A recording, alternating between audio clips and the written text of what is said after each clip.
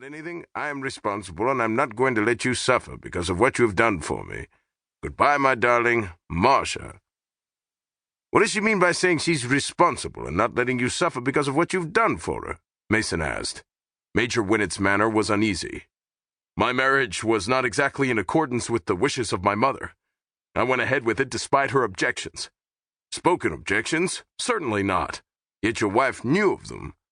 Women feel many things without the necessity of words, Mr. Mason. I want you to find her and straighten things out for her. And then report to you." "Certainly." Mason shook his head. For a moment there was silence, broken only by the faint rumble of traffic and the breathing of Mason's client. Then Major Winnett said, "Very well, do it your way. When did your wife leave?" "Last night. I found this note on the dresser about midnight. I thought she had previously retired."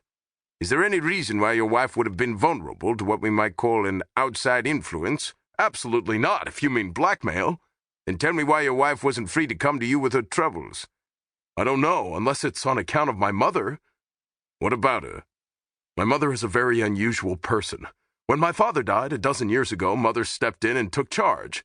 She is living in a bygone era. She has old-fashioned ideas." "The properties?" Mason asked.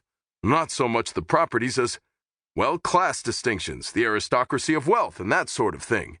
I think she would have been happier if I had married someone more in our own set." "Who, for instance?" "Oh, I didn't say any particular person," Major Winnett said hastily. "I know you didn't. That's why I'm asking you." "Well, perhaps Daphne Rexford." "You think this caused your wife to leave?" No, not directly. My mother has accepted Marcia into the family. Whatever may have been Mother's ideas about the marriage, Marcia is now one of us, a Winnett." "Then suppose you tell me what you mean when you say not directly."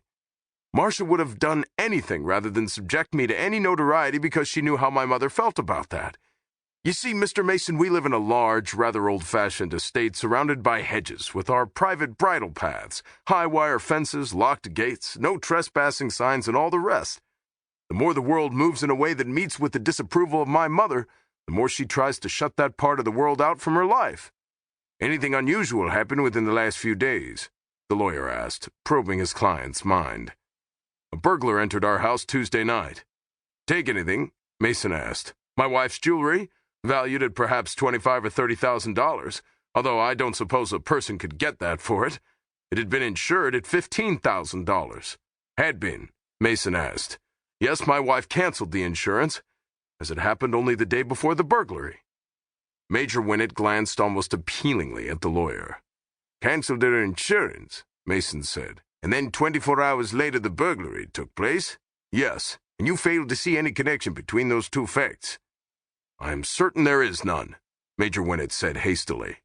"My wife's reasoning was absolutely sound.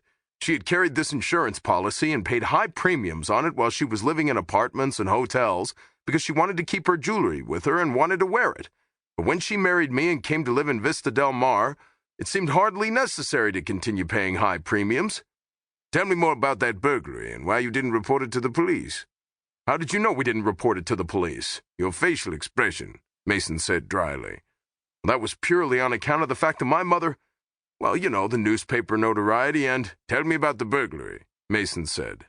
Major Winnett spoke with the rhythm of a man who is carefully choosing his words. "I'm a sound sleeper, Mr. Mason. My wife is not.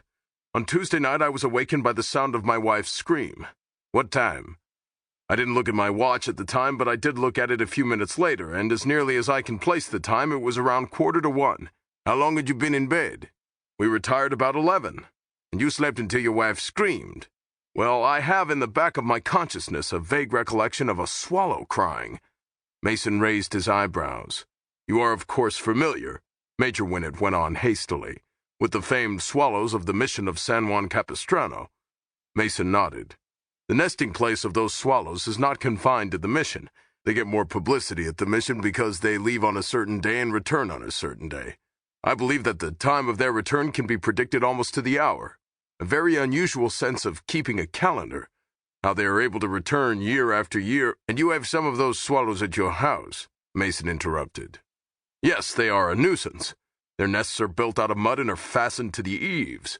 Our gardener knocks them down as soon as he detects the birds building, but in case one of them eludes his vigilance and the nest is built, then..."